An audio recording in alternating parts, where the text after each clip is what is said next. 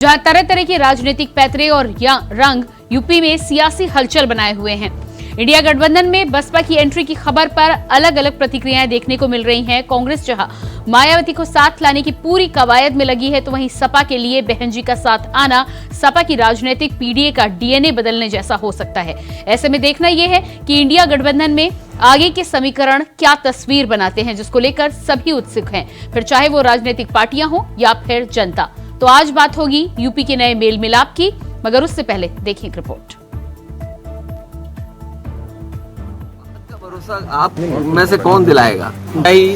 और हकीकत में कोई फर्क नहीं। जो आप सोच रहे हो वही बात है, ये तय होना है आने वाले समय में। लेकिन जो आप कह रहे हो सच और हकीकत में कोई ज्यादा फासला नहीं है। तो क्या इंडिया गठबंधन को लेकर बीएसपी और कांग्रेस के बीच कोई खिचड़ी पक रही है?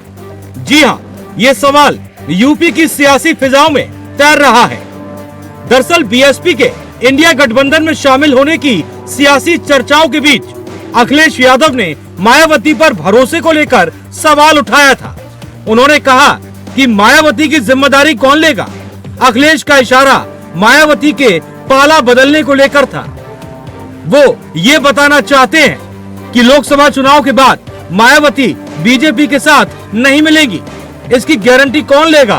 बीएसपी यूपी में 3 बार बीजेपी के साथ मिलकर सरकार बना चुकी है, जिसके आधार पर अखिलेश यादव एक बार फिर से उनकी लॉयल्टी पर सवाल खड़े कर रहे हैं, जो मायावती को नागवार गुजरा और उसके बाद उन्होंने ताबड़तोड़ हमले सपा पर शुरू कर दिए। मायावती ने एक्स पर लिखा, सपा अति पिछड़ों के साथ साथ जबरदस्त दलित विरोधी पार्टी भी है। हालांकि बीएसपी ने पिछले लोकसभा चुनाव में सपा से गठबंधन करके इनके दलित विरोधी चाल चरित्र और चेहरे को थोड़ा बदलने का प्रयास किया, लेकिन चुनाव खत्म होने के बाद ही सपा दोबारा से अपने दलित विरोधी जातिवादी एजेंडे पर आ गई।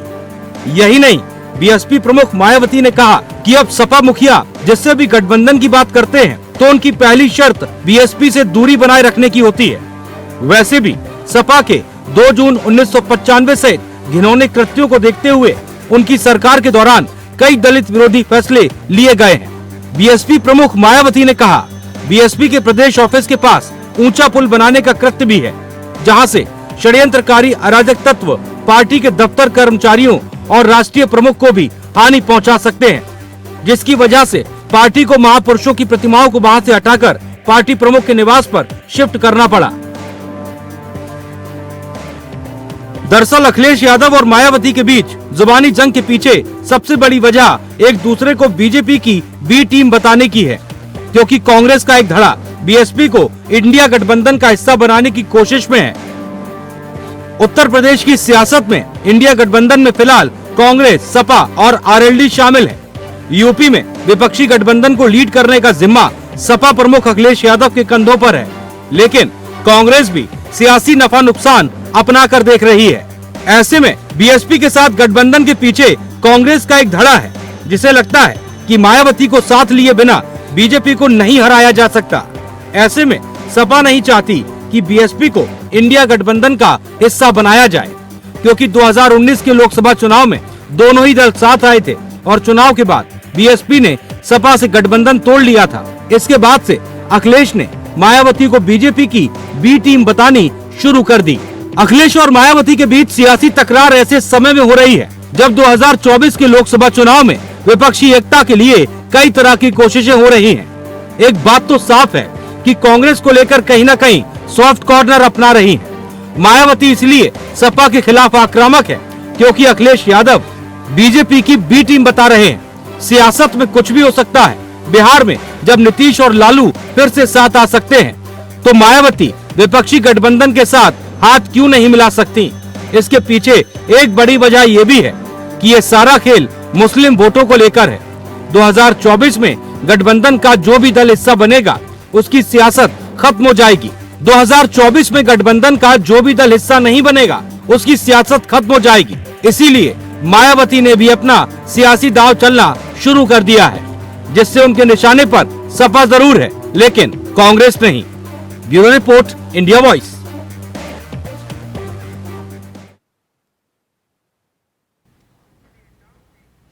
तो यूपी में जिस तरह से इंडिया गठबंधन में सियासी दांवपेच का खेल चल रहा है, कौन साथ आएगा कौन नहीं आएगा, इस पर हम बातचीत करेंगे, लेकिन उससे पहले आपको सुनाते हैं 4 राजनीतिक बयान। तो जिस तरह से लगातार इंडिया गठबंधन में सपा और बसपा को लेकर बात चल रही है, जहां कांग्रेस बसपा को साथ लाने की कोशिश कर रही है, तो वहीं सपा और बसपा की जुबानी जंग भी चल रही है। इससे पहले कि हम इस पर चर्चा करें, आप सुनिए ये राजनीतिक बयान। बात का भरोसा आप दिलाओगे? बात का भरोसा आप में से कौन दिलाएगा? सच्चाई और हकीकत में कोई फर्क नहीं, जो आप सोच रहे हो वही बात है। नहीं, अभी तय होना है आने वाले समय में, लेकिन जो आप कह रहे हो सच और हकीकत में कोई ज्यादा फासला नहीं है। मौजूदा जो हालात है देश के, उत्तर प्रदेश में समाजवादी पार्टी एक ऐसी पार्टी है जो भाजपा को रोक सकती है सरकार बनाने से। तो मेरा मानना है, अगर आप गठबंधन की बात कर रहे हैं, तो ये जो शीर्ष नेतृत्व है वो तय करेगा कि इंडिया गठबंधन का शीर्ष नेतृत्व है वो तय करेगा कि किसके साथ गठबंधन होना है, किसके साथ नहीं होना। देखिए, जो सपा बसपा के बीच में बयान का वार चल रहा है, तो हम तो यही बात कहेंगे कि इस समय जो सबसे बड़ी लड़ाई है वो आपस के बजाय इस देश को, संविधान को बचाने की लड़ाई है। देश के लोगों के अधिकारों को बचाने की लड़ाई है। लोगों की आवाज उठाने पर विपक्ष के नेताओं को ईडी सीबीआई के द्वारा प्रताड़ित किया जा रहा है। सरकार सिर्फ उद्योगपतियों के लिए काम कर रही है। युवा, किसान, दलित, पिछड़े सभी पीड़ित हैं। महिलाएं हैं जिन पर अत्याचार हो रहा है, और सरकार बलात्कारियों का संरक्षण कर रही है। तो ऐसे समय में जिम्मेदारी बनती है कि हम उनके साथ खड़े हों, हम उनके लिए लड़े, ना कि आपस में लड़े। हम यही अनुरोध समाजवादी पार्टी से करेंगे और बहुजन समाज पार्टी से करेंगे। इंडी गठबंधन परस्पर विरोधी विचारधारा के लोगों का एक गठबंधन है, जो अभी तक तो वो परस्पर ही एक दूसरे के खिलाफ बयानबाजी कर रहे हैं। और जहां तक बसपा की बात है, बसपा कल तक तो 2019 के पार्लियामेंट चुनाव में भतीजे के साथ थी, बुआ भतीजे एक साथ चुनाव लड़े थे। जनता जनार्दन ने कितना उनको नंबर दिया था ये सबको मालूम है। अगर बसपा इंडी गठबंधन के साथ जाती है तो इन सब का हश्र वही होना है जो 19 में हुआ था, क्योंकि जनता जनार्दन को अब जात पात की राजनीति नहीं चाहिए, उसको परफॉर्मेंस की पॉलिटिक्स चाहिए, जो जनता जनार्दन के हितों के लिए परफॉर्म कर सके, जो जनता जनार्दन की समृद्धि और खुशहाली के लिए काम कर सके। उसके साथ देश और प्रदेश की जनता जनार्दन खड़ी होने वाली है, जो आज देश के यशस्वी प्रधानमंत्री मोदी जी के साथ खड़ी है। जिस तरह से अलग अलग बयान समाजवादी पार्टी की तरफ से आ रहे हैं, कांग्रेस जहां लगातार बसपा को साथ लाने को लेकर कवायद में लगी हुई है। कांग्रेस का बार बार ये कहना है कि बसपा यदि इंडिया गठबंधन में साथ आती है तो इंडिया गठबंधन को उत्तर प्रदेश में मजबूती मिलेगी और भारतीय जनता पार्टी के खिलाफ मजबूती से इंडिया गठबंधन खड़ा हो पाएगा। ऐसे में समाजवादी पार्टी और बसपा के बीच जो जुबानी जंग देखने को मिल रही है, देखना यह होगा क्या इस जुबानी जंग के बाद इंडिया गठबंधन में दोनों एक साथ आते हैं या नहीं आते हैं। आज इसी पर हम करेंगे बहस। हमारे साथ सुरेंद्र सिंह, नेता बीजेपी, जुड़ चुके हैं, बहुत स्वागत है आपका। रतन तिवारी जी, कांग्रेस से नेता, हमारे साथ हैं, आपका भी बहुत स्वागत है। डॉक्टर एसके दुबे जी, सपा प्रवक्ता, हमारे साथ हैं, आपका भी बहुत बहुत स्वागत है। और विद्या गौतम जी, दलित चिंतक, हमारे साथ जुड़ चुकी हैं, आपका भी बहुत बहुत स्वागत है। तो सबसे पहला सवाल डॉक्टर एसके दुबे जी, आपके पास में आऊंगी। जिस तरह से समाजवादी पार्टी और बसपा के बीच जुबानी जंग चल रही है, खुद सपा सुप्रीमो मायावती ने ट्वीट करके कई ऐसी बातें लिखी हैं, ऐसे में क्या आपको लगता है कि इंडिया गठबंधन में आप साथ आएंगे? देखिए मैडम, मैं आपको बताना चाहता हूं कि हमारी तैयारी 80 की 80 सीटों पे है, और जब गठबंधन होगा तो किसको कितनी सीटें जाएंगी वो बात का विषय है। लेकिन आज की तारीख में अगर आप हमसे पूछ रही हैं तो हम ये डंके की चोट पे कहते हैं कि 80 की 80 सीटों पे हमारी तैयारी चल रही है, और हम कहीं भी किसी भी 80 में से कोई भी सीट जब गठबंधन होगा तो उसमें डिसाइड होगा कि जब राष्ट्रीय नेतृत्व बैठेंगे, दोनों तरफ से जो लोग बैठेंगे जिनको ऑथराइज किया जाएगा कि किस सीट से किसको लड़ाना है, वो बाद में डिसाइड हो जाएगा। लेकिन हम 80 की 80 सीट लड़ेंगे, इसमें कहीं कोई शक नहीं। दुबे जी, बहुत जल्दी जल्दी बयान में परिवर्तन नहीं होता। पिछली बार मैंने आपसे जब बातचीत की थी तो 65-15 के फॉर्मूले पर बात हो रही थी, हालांकि आपने साफ तब भी नहीं कहा था, लेकिन तब भी कांग्रेस के रतन जी तो हर त्याग यूपी में देने के लिए तैयार हैं और आप फिर 80 की बात कर रहे हैं। नहीं, मैंने क्या, देखो, मैंने बोला ना, हमारी तैयारी 80 की सीट की है, लेकिन जब गठबंधन होगा तब कितनी सीटों पर साथी दलों को सीटें जाएंगी वो बात की बात है। तो जो हमारी तैयारी है वो उन जो गठबंधन सीटों को सीटें चली जाएंगी, यानी कि अगर इंडिया गठबंधन से आपकी बात नहीं बन पाती है तो आप 80 सीटों के लिए तैयार तो हैं ही, यही कहना है ना आपका? हमारी तो तैयारी है ही, लेकिन गठबंधन होगा, गठबंधन तो होगा ही, और गठबंधन को सीटें कितनी दी जाएंगी वो एक अलग विषय है। आप रहेंगे आखिरी तक गठबंधन में, जिस हिसाब से बसपा से बात चल रही है? नहीं, बस देखिए, अभी हमारे राष्ट्रीय नेतृत्व ने क्या बोला है, उन्होंने एक चीज बोली है कि विश्वसनीयता क्या है, आप समझो कि क्या ये गारंटी है कि मायावती जी आज हमारे साथ लड़े और कल वो भारतीय जनता पार्टी के साथ ना चली जाए? कोई कह सकता है? क्योंकि 19 में हमारे साथ लड़ी और जैसे ही चुनाव हुआ उन्होंने एकदम अपना पल्ला झाड़ लिया कि नहीं भाई हम तो अलग। तो जबकि हमारा जो वोट था वो मायावती को गया, जबकि मायावती का जो वोट था वो हमें नहीं गया, जिसका रिजल्ट गवाह है इस बात का। तो कहने का मतलब ये है कि हमारी तैयारी है। ठीक है दुबे जी, ठीक है, आपके पास मैं आती हूँ। विश्वसनीयता तो आपकी भी नहीं है ना एमपी में, जिस तरह से आपने कांग्रेस के साथ सीटों की बात ना होने पर जिस तरह के बयान सामने आए। रतन जी, आपके पास मैं आऊंगी। दुबे जी का कहना, इशारा आप समझ गए होंगे, 80 की 80 सीटों पर तैयारी तो है ही, लेकिन जिस तरह से लगातार कोशिश की जा रही है कि बसपा साथ आ पाए, सपा और बसपा को साथ ला पाएंगे क्या आप? हमारी विश्वसनीयता पे प्रश्न चिन्ह मत लगाना मैडम। कांग्रेस ने वहाँ एमपी नहीं, मैं प्रश्न चिन्ह नहीं लगा रही हूँ डॉक्टर एस के दुबे जी, मैं कोई प्रश्न चिन्ह नहीं लगा रही हूँ। तो राजनीति है ना, ये तो राजनीति है, हो सकता है कल आप खुद ही साथ ना रहे। सामने वाला हमें छोड़ के चला जाए तो उसकी मर्जी है, हम नहीं छोड़े। ठीक है, आप मत छोड़िएगा। ठीक है रतन जी।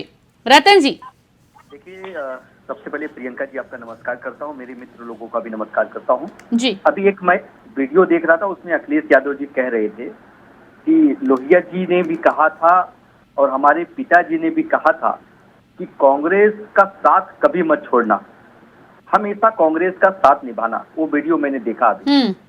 देखिए प्रियंका जी, गठबंधन जो है ये जरूरत पूरे देश की है, पूरे विपक्षी एकता के लिए गठबंधन होना बहुत ही जरूरी है। आप देखिए ना कि जो दिक्कतें सपा को हो रही है वही दिक्कत कांग्रेस को हो रही है, वही दिक्कत नीतीश बाबू को हो रही है, वही दिक्कत इस देश की जनता को हो रही है। लगातार लोकतंत्र के ऊपर प्रहार किया जा रहा है, लगातार लोकतंत्र की हत्या करने की कोशिश की जा रही है। आप देख लीजिए ना, युवाओं को रोजगार नहीं मिल रहा है, जब रोजगार मांगने जाते हैं उन्हें डंडों से पीटा जाता है। महिलाओं के साथ क्या हो रहा है वो आप लोग देख रहे हैं। किसान अगर अपने न्याय की बात करते हैं उन्हें गाड़ियों से कुचल दिया जाता है, उनके ऊपर गोली चला दी जाती है। तो आप बताइए ना कि नहीं, ठीक है रतन जी, आप बिल्कुल ठीक कह रहे हैं। विपक्ष की दिक्कत तो ठीक है, समझ सकते हैं, साथ इसीलिए गठबंधन आ रहा है, लेकिन सपा और बसपा की दिक्कत का क्या करेंगे आप? मैं उस पर आ रहा हूँ प्रियंका जी। देखिए, समाजवादी पार्टी कहीं न कहीं जब विधानसभा चुनाव हुआ था और बहुत ही ग्राउंड पे वो चली गई। हमारे दुबे जी ने तो सही कहा कि बसपा की विश्वसनीयता जो है वो बसपा की सुप्रीम अध्यक्ष मायावती जी तय करेंगी। लेकिन हम तो चाहते हैं कि सारे विपक्ष के लोग एक मंच पे आए, बसपा भी साथ रहे, सपा तो साथ में है ही है, तो हम ये चाहते हैं। लेकिन वो सपा की सुप्रीम अध्यक्ष बहन मायावती के ऊपर निर्भर करता है कि इंडिया अलायंस में वो आएंगी कि नहीं आएंगी। जबरदस्ती तो हम करने वाले नहीं है, लेकिन हमारी बात लगभग बन चुकी है। मैं दुबे जी को आश्वस्त कर देना चाहता हूँ कि 15 दिन के अंदर, मैं बोलता हूँ मकर संक्रांति के 1 दिन पहले या 2 दिन बाद, सीट शेयरिंग का फार्मूला सभी लोगों के सामने आ जाएगा, मीडिया में भी सामने आ जाएगा।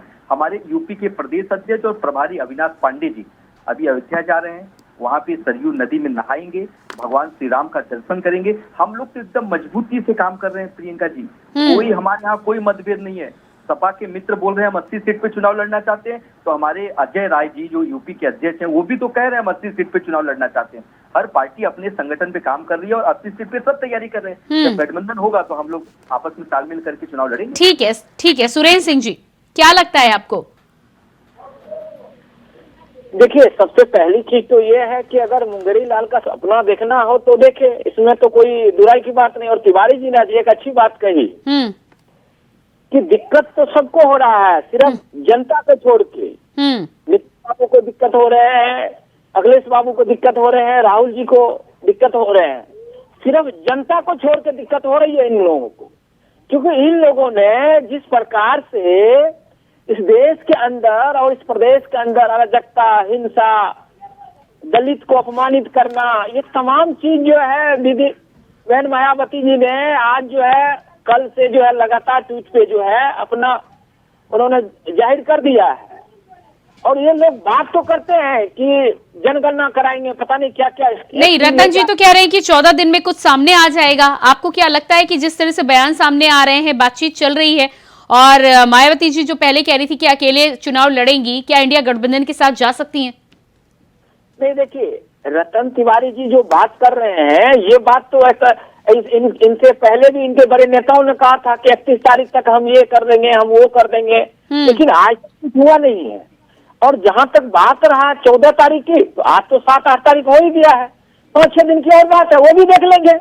लेकिन इतना तय मान लीजिए कि इनकी गठबंधन जो है किसी भी हालत में नहीं होनी है। क्योंकि देखिए, ये बड़े बड़े सपना देखते हैं। अब देखिए, समाजवादी पार्टी कह रही है कि हम 80 सीट की तैयारी कर रहे हैं, रतन तिवारी जी कह दिया हम भी 80 तैयारी कर रहे हैं। बीच में और भी इनके साथ जो है जयंत चौधरी जी और भी छोटी पार्टियां हैं, उनका भी अपना हिस्सा होगा। जहां तक बात रहा है, जिस लोकतंत्र, जिस संविधान की बात कर रहे हैं ये लोग, उन लोकतंत्र, उस संविधान पे तो 1% भी ये चलने के लिए तैयार नहीं है। मायावती जी ने क्या कहा, 1995 में जो दलित हमारे साथ हुई घटना, उसको आज तक हम और हमारे दलित समाज नहीं भूले हैं। क्या ये उस घटनाएं को क्या यह महलम लगा देंगे, क्या उसको ये भरपाई कर पाएंगे क्या? ठीक है, मेरे साथ विद्या गौतम जी भी हैं, दलित चिंतक हैं। मैं आती हूँ रतन जी, आपके पास आती हूँ। विद्या जी, सबसे पहले जिस तरह से बातचीत यहाँ पर हो रही है और बसपा सुप्रीमो मायावती के जिस तरह से कुछ पोस्ट साझा हुए हैं, सामने से समाजवादी पार्टी का वो विरोध करती हुई नजर आ रही है, ऐसे में क्या लगता है आपको कि इंडिया गठबंधन के साथ आएंगी, और आपकी विचारधारा, आपके लोग क्या कहते हैं इस पूरे मामले में? प्रियंका जी, पूरे पैनलिस्ट को मैं नमस्कार, आप सब लोगों का धन्यवाद करती हूँ जी। और प्रियंका जी, यहाँ पे मैं सभी को सुन चुकी हूँ, लगभग कांग्रेस, सपा और सभी को सुन लिया मैंने। बहुत बड़ी बात है कि सब अपना अपना पक्ष रख रहे हैं। इसके पहले भी मैं डिबेट प्रोग्राम में आई हूँ और ज्यादातर मैंने बसपा का ही पक्ष हमेशा रखा है। लेकिन आज मैं यहाँ पे एकदम एक किसी भी पार्टी की बात ना करके सिर्फ मुद्दे की बात ये करना चाहती हूँ कि भाजपा को छोड़ के जितना इंडिया गठबंधन है, सब कह रहा है कि हमें संविधान बचाना, लोकतंत्र लाना, लोकतंत्र के लिए लड़ाई लड़नी है जी। तो मैं कहना चाहती हूँ दोनों कटघरे में भाई, सपा की तरफ से वैसे अभी कोई ऐसा ऑथेंटिक बयान नहीं आया है कि बसपा आएगी तो मैं मतलब कि हम इंडिया गठबंधन में नहीं रहेंगे। लेकिन आप बहन जी की जो आज ट्वीट आई है उसको लेकर के कुछ बातें आई हैं कि हमारे कार्यालय के सामने पुल बना दिया गया और हम घटना नहीं भूल सकते हैं और हमारे को वोट बैंक नहीं मिला। यहाँ भी मैं बिल्कुल मतलब एकदम एक सीधा साधा जो पक्ष होता है तो उनका यहाँ रह करके एक बात कहना चाहूंगी कि बानी बहन जी ने 19 में फिर क्यों नहीं सोचा था? 19 में क्यों नहीं सोचा था आपने कि आपके पुल बन जाएगा? तो आपके पुल की याद आ गई कि सपा ने आपको पुल बनाया था, उसकी बात घटना करी। आपने कहा कि हमें वोट बैंक नहीं मिला, वोट नहीं मिला, उसकी बात आपने कही। आपने कहा कि हमारे साथ जो घटना हुई थी जो उसको हम कभी भुला नहीं सकते। तो भाई 19 में क्या था? उस टाइम आप भूल गए थे। तो मैं यहाँ सपा और बसपा दोनों को कटघरे में इसलिए खड़ा करना चाहती हूँ क्योंकि आप दोनों लोग इस टाइम पर लोकतंत्र अगर बचाना चाहते हैं, संविधान को बचाना चाहते हैं, संवैधानिक व्यवस्थाओं को, मिशन मूवमेंट को बचाना चाहते हैं, तो मैं तो इस मंच के माध्यम से इतना ही कहूंगी कि कम से कम ये सारी लड़ाइयां छोड़ करके इंडिया गठबंधन में आइए, सीटों को शेयर करिए, सीटों के साथ में समझौता करके अपने अपने प्रत्याशियों को लड़ाएं, चुनाव लड़ने के मैदान में प्रत्याशियों को उतारा जाए। समय बहुत ज्यादा नहीं रह गया है। ये और वो बात, यहाँ पे माइक्रो मैनेजमेंट भाजपा का चल रहा है, पन्ना प्रमुख से भाजपा के बन रहे हैं और यहाँ पे अभी सपा और बसपा खाली सीटों के शेयरिंग पे एक दूसरे के तंज कसने पे लगे हुए। आप बताइए 3 महीने चुनाव को बचे हैं, कब प्रत्याशी उतरेंगे मैदान में, कब प्रत्याशियों का प्रचार होगा, तब नीतियां, कब एजेंडे बनेंगे, तो इसका तो किसी बात मुद्दा ही नहीं है। दुबे जी, ठीक है, आपके सवाल पे मैं आती हूँ। दुबे जी सुना आपने? जी। जी जी दुबे जी, विद्या जी की बातें आपने सुनी है? सुनी। उनका कहना है कि यदि आप साथ आना भी चाहते हैं तो अब तक बात आपकी हो जानी चाहिए। बीजेपी को लेकर वो कह रही हैं, एक तरफ पन्ना प्रमुख को माइक्रो मैनेजमेंट की बात हो रही है, दूसरी तरफ आप 80-80 सीटों पर सभी चुनाव लड़ने को तैयार हैं। नहीं, विद्या जी की एक बात से मैं सहमत हूँ कि 2019 में भी तो पुल बना हुआ था, तब मायावती जी को ये दिखाई नहीं दिया था क्या?